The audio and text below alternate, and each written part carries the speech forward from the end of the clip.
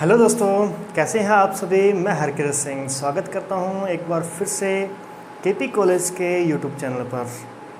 कई दिनों के बाद आज आपके सामने आना हुआ।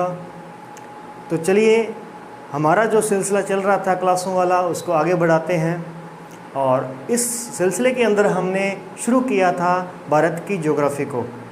तो हमने ज्योग्राफी ऑफ इंडिया के कुछ टॉपिक कर लिए थे, जैसे जलवायु हमने देख ली थी, वनस्पति, मिट्टियाँ, कृषि, ये टॉपिक हमने कर लिए हैं। और आज जो हम करने जा रहे हैं ये है भारत के भौतिक प्रदेश। और ये भारत की ज्योग्राफी के अंदर सबसे इम्पोर्टेंट टॉपिक है, क्योंकि देखो मैंने जितने भी टॉपिक आपको करवाए हैं ये सब टॉपिक कंपटीशन लेवल को मद्देनज़र रखते हुए मैंने ये करवाए हैं। तो इसीलिए आप मेरे साथ जुड़े रहे इतने समय तक, आपने इंतज़ार किया। आज आपके इंतज़ार की घड़ियाँ ख़त्म होती हैं और अब मैं लेके आया हूँ आपके लिए इम्पोर्टेंट टॉपिक। अब तक जो हमने टॉपिक देखे थे वहाँ से क्वेश्चन 1, 2, 3, 4 बनने की संभावना रहती है, लगभग जो एग्ज़ाम होते हैं। लेकिन ये जो हमारा टॉपिक है इसमें आते हैं सबसे ज़्यादा क्वेश्चन। तो अगर आपने इस टॉपिक को अच्छी तरीके से कर लिया तो समझो आप पूरी ज्योग्राफी को अच्छी तरीके से समझ सकते हैं। तो बने रहिए मेरे साथ में, चलते हैं सीधा टॉपिक की तरफ। तो देखिए, भारत के भौतिक प्रदेश देखने हैं हमें, और बेसिकली भारत को 5 भौतिक प्रदेशों में बांटा गया है। ये बात सब लोग जानते हैं कि एक हमारे पास में हिमालय पर्वतमाला आ जाती है, उत्तर का विशाल मैदान आ जाता है, और प्रायद्वीपीय पठार हैं। इसके अलावा जो हमारे पास में मरुस्थल है और तटीय प्रदेश आते हैं। लेकिन इम्पोर्टेंट चीज़ क्या है वो ये देखनी है कि इन सब का जो निर्माण हुआ है वो किस तरीके से हुआ है, और सबसे पहले कौन बना और वो बना कैसे है। तो आज की क्लास में हम वही चर्चा करने वाले हैं। तो बात अगर हम करें आज से लगभग 200 मिलियन वर्ष पहले की, यानी जिसे हम कार्बोनिफेरस युग के नाम से जानते हैं, जिसे आप मोटे तौर पर पढ़ेंगे। फ़िलहाल हमें इसकी ज़्यादा ज़रूरत नहीं है, सिर्फ इतनी इसकी जो फैक्चुअल जो बातें हैं, जो फैक्ट है वो उनको याद रखना ज़रूरी है। देखिए, सबसे पहले यहाँ हम लिख देते हैं, ये हमारे पास में है कार्बोनिफेरस युग, ठीक है, कार्बोनिफेरस युग। अब इस युग की बात क्यों आती है, पहले इस बारे में थोड़ा सा चर्चा कर लेते हैं। देखिए, एक जलवायुवेता हुए हैं वैगनर। जलवायुवेता वैगनर ने क्या किया, विश्व के जलवायु का अध्ययन करना शुरू किया। उन्होंने अध्ययन करते हुए कई आश्चर्यचकित चीज़ें वहाँ पर उनको मिली, ऐसे तथ्य उनको मिले जो वहाँ पर नहीं होने चाहिए थे। जैसे मरुस्थल के अंदर उन्हें बर्फ़ के अवशेष मिले, और हिमालय पर उन्हें मछली के अवशेष मिले, जो कि वर्तमान समय को देखते हुए पॉसिबल नहीं है। तो तब उनके दिमाग में 2 क्वेश्चन आते हैं कि क्या जलवायु में परिवर्तन आया है, कि जो जलवायु है, जलवायु कटिबंध जो है उनमें चेंज आया हो सकता है, और या फिर जो ये स्थल भाग है ये विस्थापित हुए हों। तो उन्होंने दूसरे क्वेश्चन का आंसर देते हुए क्या लिखा कि जो महाद्वीप हैं आज अपनी जगह पर हैं, पहले अपनी जगह पर नहीं थे। तो इसके लिए उन्होंने अपना एक सिद्धांत दिया था, महाद्वीप विस्थापन का सिद्धांत। हम ज़्यादातर उसी सिद्धांत को ही फॉलो करते हैं और वो समझना इजी भी रहता है। तो चलिए देखते हैं वैगनर के महाद्वीपीय विस्थापन सिद्धांत को। इसके तहत देखोगे आप कि उन्होंने बताया कि कार्बोनिफेरस युग था, उससे पहले की बात उन्होंने नहीं की। तो कार्बोनिफेरस युग के अंदर उन्होंने कहा कि जो जितना भी पूरा स्थल भाग था वो पहले जुड़ा हुआ था, एक साथ एक जगह पर इकट्ठा था। तो तब इसका नाम उन्होंने दिया पेंजिया। उन्होंने कहा कि ये कौन है, ये पेंजिया है, और इनके चारों ओर जो है जलीय भाग उसे उन्होंने नाम दिया पैंथालासा। पैंथालासा इसको नाम दिया गया। क्लियर है? ओके।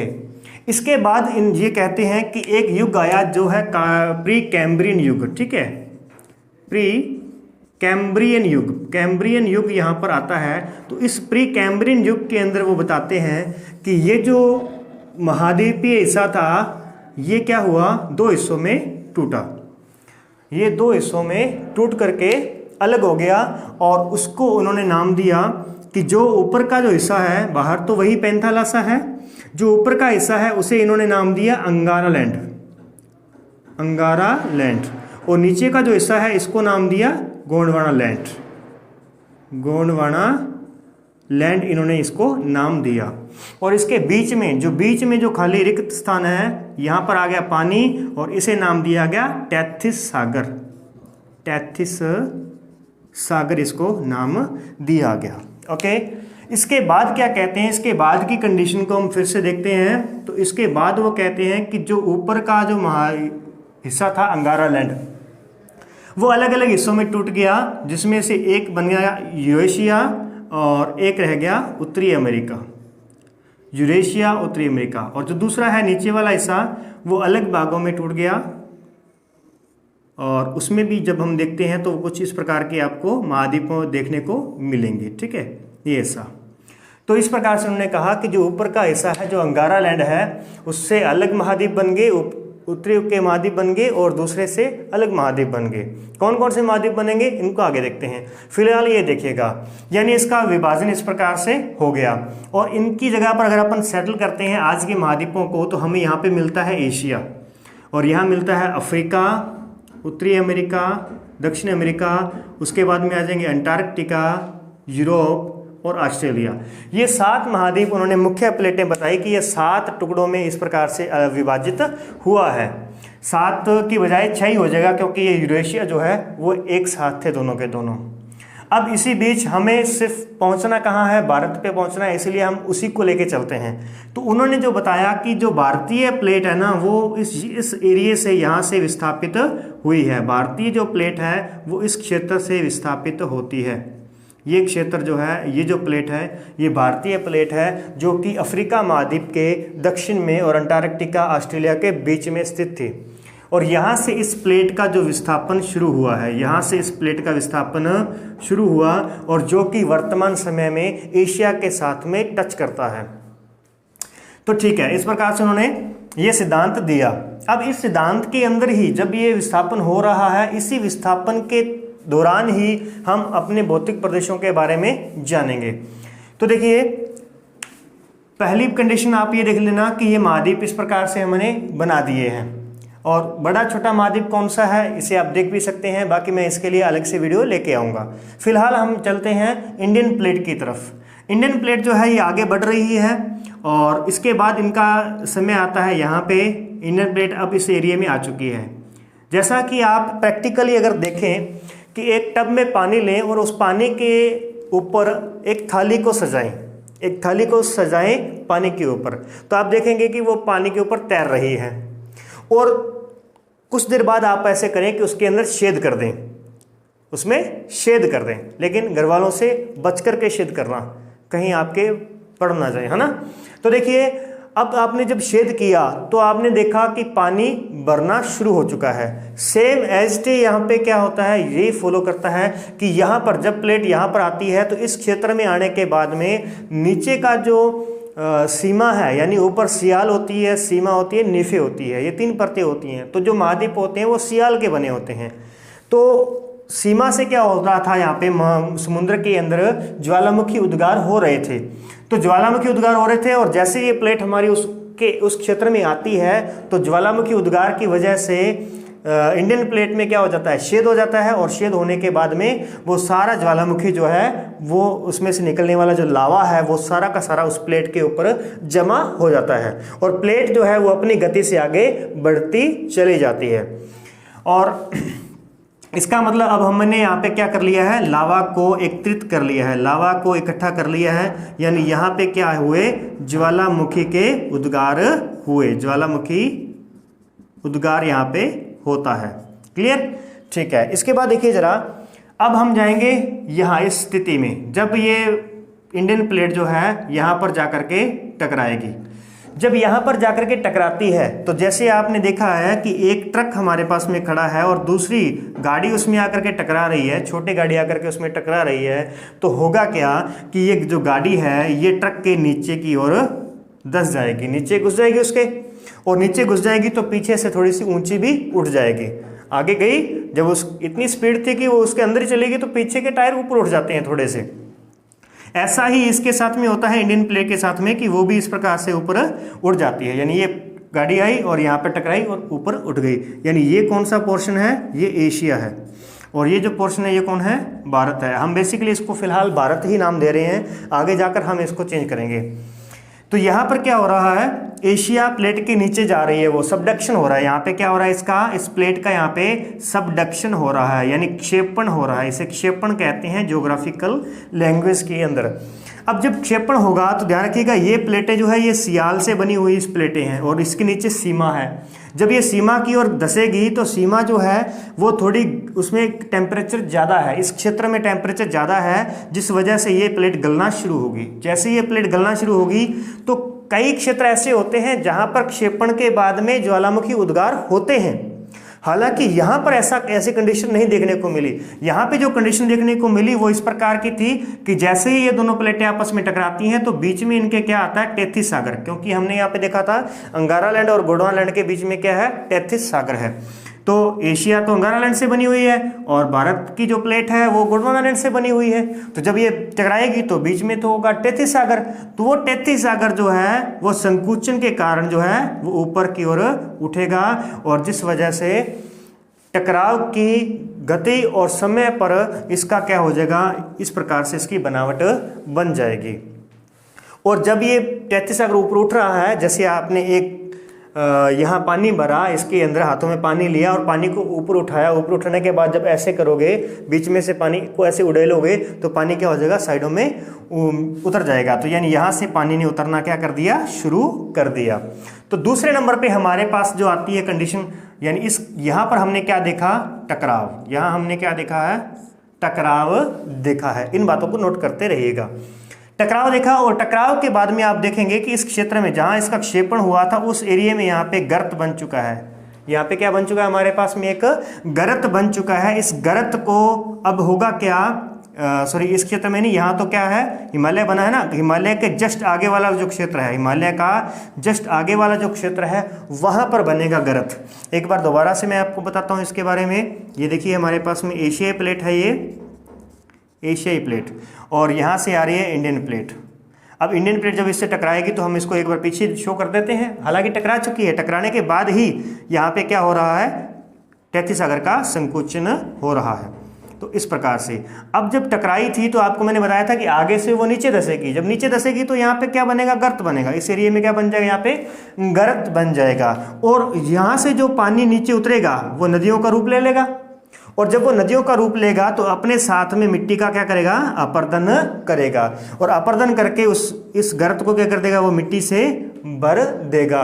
इसीलिए तो हम देखते हैं कि मैदान जो है, मैदानों में उपजाऊ मिट्टी है। क्यों? क्योंकि वो इस क्षेत्र की मिट्टी है, ऊपर से मिट्टी को बहाकर लाया गया है उस मिट्टी को, और उससे ही ये बनी है, यानी नवीन मिट्टी है वो। तो इसलिए हम उसको खादर और बांगर में कन्वर्ट करते हैं, अलग अलग भागों में बांटते हैं। फिलहाल इतना ध्यान रखिएगा। टकराव और टकराव की स्थिति के जस्ट बाद में क्या होता है, जस्ट बाद में अगर हम कहें कि टकराव हुआ तो टकराव होने से तो ये वल बन गए उसके अंदर, और ऊपर से जो पानी नीचे बहेगा तो हम ये कह देते हैं कि नदियों का उद्गम, ठीक है, नदियों का उद्गम होगा। नदियों का क्या होगा, उद्गम होगा। टकराव हुआ, टकराव के बाद में टेथिस सागर का संकुचन हुआ, टेथिस सागर ऊपर उठा, ऊपर उठने के बाद उसका पानी जो था वो नीचे की ओर बहना शुरू हुआ, तो यानी कि नदियों का उद्गम हो गया है। और नदियों के उद्गम के बाद क्या होने वाला है, इसके बाद देखिए, अब टकराव तो जो है वो अपनी गति से थोड़ा थोड़ा अब क्योंकि कम हो चुका है, लेकिन अभी भी टकराव जारी है, अभी भी भारतीय प्लेट का क्षेपण जो है वो जारी है। तो हमें देखना क्या है, हम आगे बढ़ते हैं फिलहाल, क्योंकि इसमें टाइम बहुत लगता है। धीरे धीरे कुछ एक सेंटीमीटर हर वर्ष, हर 10 वर्ष बाद यानी कि वो अंदर के अंदर धसती है। अब इससे क्या होगा कि टकराव के बाद नदियों का उद्गम हुआ, और नदियों के उद्गम के बाद हम देखेंगे कि अब इस क्षेत्र को, ये जो क्षेत्र है हमारा, इसको समुद्री जो लहरें हैं वो भी इसको प्रभावित करना शुरू कर देंगी। क्योंकि भारत एक प्रायद्वीप के रूप में है, उसके दक्षिण में 3 तरफ पानी है, तो क्या होगा, ये समुद्री लहरें जो होगी ये इसके साथ में टकराएंगी। अब जब तट के साथ समुद्री लहरें टकराती हैं तो यानी इसके जस्ट बाद क्या देखेंगे हम, समुद्री लहरों का टकराव। ठीक है, समुद्री लहरों का टकराना। अब समुद्री लहरें जो हैं, समुद्री लहरें इस तट से टकराएंगी। आज तक ये तट जो था, ये जो इंडियन प्लेट थी, वो आज तक इस तट समुद्री लहरों से बची रही। क्यों? क्योंकि पहले जब ये यहाँ शुरुआत में थी तब ये किन के मध्य थी, इधर से अफ्रीका था, नीचे से अंटार्कटिका और इस तरफ से ऑस्ट्रेलिया, इन सब ने इसको रोक रखा था बीच में। तो जैसे ये अलग अलग हुए तो ये स्वतंत्र होगी और स्वतंत्र होने के बाद में इसका विस्थापन शुरू हो गया। टकराव हुआ और टकराव के बाद, टकराव के समय जब यानी कि ये चल रही है ये प्लेट, तब इतना ज़्यादा प्रभाव नहीं पड़ा। लेकिन जब ये एक जगह पे जाकर के रुक गई, रुकने के बाद अब इसको लहरों ने काटना शुरू किया। तो लहरों ने अपरदन शुरू किया, तो समुद्री लहरें क्या करेंगी, अपरदन शुरू कर देंगी। और एंड में हम जाकर के देखेंगे तो सबसे अंत में हमें मिलेगा मरुस्थल का निर्माण होते हुए हम देखेंगे। क्लियर है? तो फिलहाल इतनी बातें अच्छी तरीके से ध्यान रखिएगा कि किस प्रकार से वैगनर ने सिद्धांत अपना जारी किया और उन्होंने पेंचिया और पेंथालासा बताया, फिर उसके 2 टुकड़े हुए। इससे ध्यान रखना कि 7 महाद्वीप बनते हैं। वर्तमान में हम 7 महाद्वीप देखते हैं, तो आप इसको याद करने का तरीका रहेगा कि अंगारा लैंड जो है इसमें 3 शब्द आते हैं और गोंडवाना में 4 शब्द आते हैं। गोंडवाना में 4 शब्द पूरे आते हैं। तो 4 महाद्वीप तो बने किससे, गोंडवाना से, और 3 महाद्वीप बने हैं किससे, अंगारा लैंड से।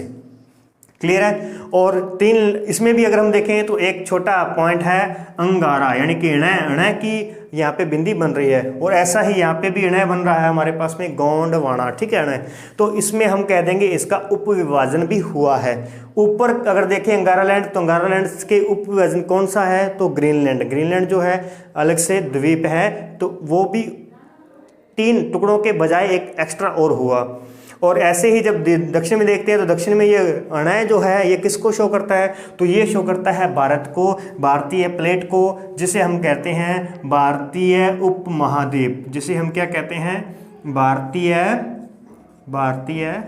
उपमहाद्वीप। तो इस प्रकार से भारत की उत्पत्ति होती है या भारत का उदय होता है, ओरिजिन ऑफ इंडिया होता है। और इसी प्रकार से हम देखेंगे इनके जो भी तथ्य हैं, जो भी इसके मरुस्थल हैं, जो भी इसके भौतिक प्रदेश हैं, उन सब का निर्माण होते हुए देखेंगे। तो इतनी बातें आपको याद हैं, तो इस पर फोकस कीजिएगा।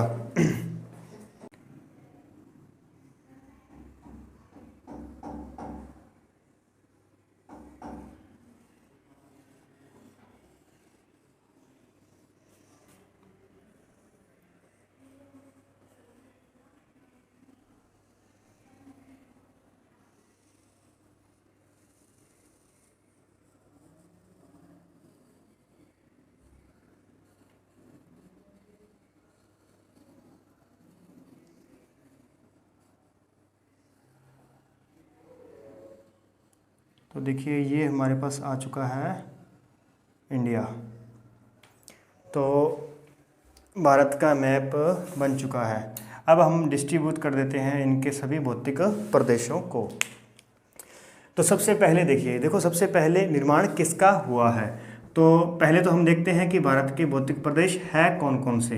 वैसे तो आपको बता दिया था, लेकिन फिर भी देख लेते हैं। सबसे पहले देखेंगे हम हिमालय पर्वतमाला।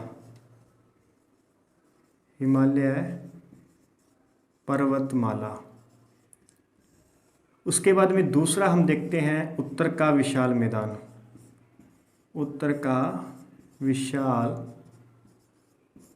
मैदान। तीसरा हमारे पास भौतिक प्रदेश में आता है प्रायद्वीपीय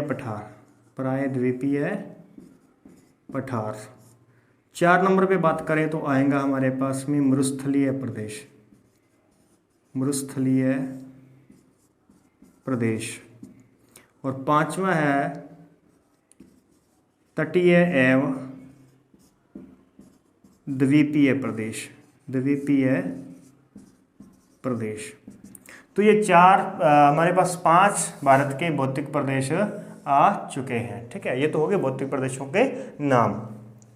अब देखिए, तो सबसे पहले आप देखोगे ऊपर हमारे पास ये जो एरिया है ये हमें मिलेगा पहाड़ी इलाका है, तो ये सारा का सारा पहाड़ी इलाका है, तो यहाँ हमें क्या मिलेगा, हिमालय पर्वतमाला मिलेगी।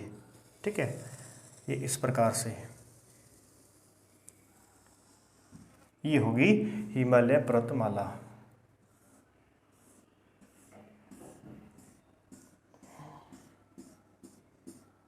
यहाँ पर ये हिमालय पर्वतमाला दक्षिण की ओर मुड़ जाती है।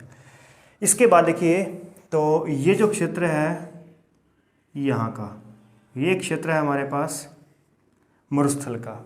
ये इस पूरा का पूरा क्षेत्र किसका है, मरुस्थल का क्षेत्र है। और यहाँ बात करें तो यहाँ हमें मिलेगा पठार, और ये आ जाएगा पठारी क्षेत्र।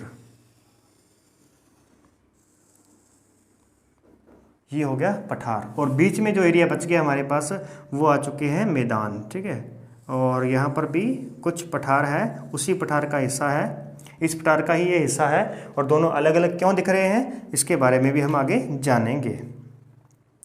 क्लियर है, तो ये होगी। अब देखिए, इसमें हम देखते हैं, नाम देते हैं इनको। तो ये आ जाएगा हमारे पास में 1 नंबर हिमालय पर्वतमाला, ये आ जाएगा हमारे पास में 2 नंबर उत्तर का विशाल मैदान, ये आ जाएगा 3 नंबर प्रायद्वीपीय पठार, ये आ जाएगा 4 नंबर मरुस्थलीय प्रदेश, और ये आ जाएगा 5 नंबर तटीय, और इधर से हम देखेंगे द्वीपीय प्रदेश, ये अंडमान निकोबार, और ये तट, तो ये किस में आ जाएंगे, 5 नंबर वाले में आ जाएंगे। क्योंकि तट और द्वीप तो सबसे लास्ट में बने, क्योंकि जब ये प्लेट यहाँ पे आकर रुकेगी तो रुकने के बाद ही बनेंगे ना, साथ में तो ये चल नहीं रहे थे।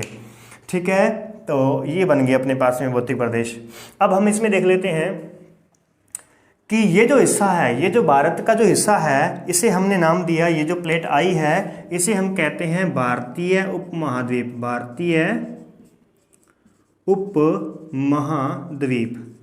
अब इस भारतीय उपमहाद्वीप में कितने देश आते हैं ये भी ध्यान रखिएगा, क्योंकि ऐसा नहीं है कि इस भारतीय उपमहाद्वीप में अकेला भारत ही आता है, नहीं। वर्तमान में अगर हम बात करते हैं तो कितने देश आएंगे इसमें, तो 1 नंबर पे आएगा पाकिस्तान। पाकिस्तान भी हमारे साथ में आया था, उसी प्लेट का हिस्सा है ये। दूसरा, भारत भी उसी प्लेट का हिस्सा है। तीसरा, हमारे पास में नेपाल है। चौथा, भूटान है। और 5वां, बांग्लादेश। भूटान और नेपाल को हमने कंधों पे उठा के लाए, और जो बांग्लादेश है उसको हमने गोद में लिया, और एक तरफ अकेला पाकिस्तान को उठा कर लाए। तो यानी ये इतना हिस्सा जो है हम भारत इस प्रकार से लेके आता है। ठीक है, अब देखिए, इस प्रकार से लेके आया और ये हिस्से हो गए, लेकिन हमने ये बताया कैसे, ये हमने कैसे चेक किया कि यही देश अपने साथ में आए हैं। तो देखिए, भारत को आप देख सकते हैं, भारत तो आया है, भारत के साथ में ये नेपाल है, तो नेपाल के अंदर हिमालय है, इसका मतलब ये नेपाल जो हिस्सा है, ये जो हिस्सा है ये हिमालय का हिस्सा है, और ये भी बाद में बना है। इस प्रकार से भूटान, और इसी प्रकार से ये बांग्लादेश, ये तो अपनी गोद में आया है। अब ये कैसे पता चलेगा, डिसाइड होगा, तो इसके लिए भी अपने पास एक तरीका है, क्योंकि इसी हिमालय पर्वतमाला का एक हिस्सा जो है वो हिंदुकुश पर्वतमाला है। हिंदुकुश पर्वतमाला है, हिंदुकुश पर्वतमाला। ये हिंदुकुश पर्वतमाला जो है ये अफगानिस्तान को पाकिस्तान से अलग करती है। तो पाकिस्तान और अफगानिस्तान के बीच में कौन सी आ गई, हिंदुकुश पर्वतमाला आ गई। फिर यहाँ देखें भारत, नेपाल और भूटान, और ऊपर देखें तो चाइना, तो इनके बीच में कौन सी आ गई, तो हिमालय पर्वतमाला यहाँ पे आ जाती है। फिर यहाँ देखें भारत और बांग्लादेश जो है इस तरफ है, तो इस तरफ कौन है, तो यहाँ पे है म्यांमार। तो इनके बीच में कौन सी पर्वतमाला आ जाती है, तो यहाँ आ जाती है अराकानयोमा पर्वतमाला। अराकान पर्वतमाला। तो ये इस प्रकार से ये जो हिस्सा है, ये पूरा का पूरा हिस्सा जो है ये अंगारा लैंड से अलग होता है। फिलहाल इतनी बातों को ध्यान रखिएगा, और जस्ट इसके बाद में हम देखने वाले हैं इनका निर्माण क्रम, और फिर हम देखने वाले हैं कि निर्माण इनका हुआ किससे है, और बाकी हम देखेंगे नेक्स्ट क्लास के अंदर। तो चलिए हो जाते हैं शुरू। सबसे पहले ध्यान दीजिएगा, मैंने आपको बताया था कौन सी स्थिति आई थी, विस्थापन की स्थिति आई थी। जब विस्थापन हो रहा था तो उसमें आपने क्या देखा, उसमें देखा गया था कि ज्वालामुखी का उद्गार हुआ है। ज्वालामुखी का उद्गार हुआ है, तो ज्वालामुखी के उद्गार से बनने वाला कौन है? तो प्रायद्वीपीय पठार, ये लावा से बना है, ठीक है, ये लावा से बना है, पठार है ये, इसके बारे में चर्चा करेंगे। तो ध्यान रखिएगा, ये किससे बना है? ज्वालामुखी से बना है। ओके, उसके बाद में देखिएगा, जब ये विस्थापन हो रहा था, उसने प्लेट ने अपने साथ में लिया उसको और आगे आकर के टकराई, और जैसे ही टकराई तो निर्माण किसका हुआ? हिमालय पर्वतमाला का। तो 2 नंबर पे बनने वाली जो भौतिक आकृति है हमारी, वो कौन सी है? हिमालय पर्वतमाला है। इसके बाद में बताया था आपको मैंने कि हिमालय पर्वतमाला जो है वो टैथिस सागर के ऊपर उठने संकुचन से बनी है, और जैसे ही उस टैथिस सागर ने अपना पानी को नीचे उड़ेला तो नीचे से उसके बाद में उद्गम हुआ था नदियों का। तो नदियों का उद्गम हुआ था, तो नदियों का उद्गम हुआ जिससे बने थे मैदान। तो उत्तर का विशाल मैदान जो है ये बना है नदियों के निक्षेपण के द्वारा, जब उसने अपने अपर्दन करके उसका निक्षेपण किया था। और उसके बाद में देखा था हमने कि समुद्री लहरों ने अपना जाल बिछाना शुरू कर दिया था। समुद्री लहरों ने अपना जाल बिछाना शुरू कर दिया, समुद्र की लहरें आई, तट को जहाँ तक अपर्दन कर सकती थी उन्होंने अपर्दन किया, तो वो क्षेत्र हमारा कहलाया तटीय प्रदेश, और इसी समय बने थे द्वीपीय प्रदेश भी। और सबसे एंड में बनने वाली जो स्थलाकृति है वो है हमारा मरुस्थल, जो सबसे एंड में बना था। यहाँ पर भी मरुस्थल पर भी, इस क्षेत्र में भी क्या हुआ है? इस क्षेत्र पर भी उस टैथिस सागर का पानी ही आया है जो अपने साथ में मिट्टी का अपर्दन करके लेके आया था, और उस मिट्टी को इस क्षेत्र में छोड़ करके पानी आगे चला गया, और उसके बाद में फिर कभी कोई नदी यहाँ पे आई नहीं, जिस वजह से मरुस्थल बन गया। और हमने ज्वालामुखी में देखा ही था कि जलवायु में हमने देखा ही था कि इस क्षेत्र में बरसात नहीं होती, इसी वजह से ये आज मरुस्थल के रूप में देखने। टैथिस सागर के अवशेष के रूप में हमें मिलेगा कौन? तो हमें मिलेगा यहाँ पे सांबर झील, डीडमना झील, पंचभद्रा झील, जो कि खारे पानी की झीलें हैं। क्लियर? तो ये अब आप समझ चुके हैं कि इन सब का निर्माण कब हुआ, मतलब किस क्रम में हुआ। और लास्ट में जल्दी से देख लेते हैं कि निर्माण किनके द्वारा हुआ है, किनके द्वारा। तो जल्दी से बताएं, प्रायद्वीपीय पठार कैसे बना? तो ज्वालामुखी से बना। हिमालय कैसे बना? टैथिस सागर से बना इसका। और उसके बाद में नदियाँ ये किसके द्वारा बना है? नदियों द्वारा। और मरुस्थल कैसे, ये किसे बना है? समुद्री लहरों द्वारा। और ये भी जो बना है, ये भी बना है किसके द्वारा? टैथिस सागर के द्वारा यहाँ पे इसका निर्माण हो जाता है। तो ठीक है, हमने भारत का निर्माण कर दिया है, आपके सामने वर्तमान भारत आ चुका है, और नेक्स्ट क्लास के अंदर हम इसके बारे में और डिटेल से जानेंगे। तो आज की क्लास में इतना ही, मिलते हैं नेक्स्ट क्लास में, तब तक के लिए धन्यवाद।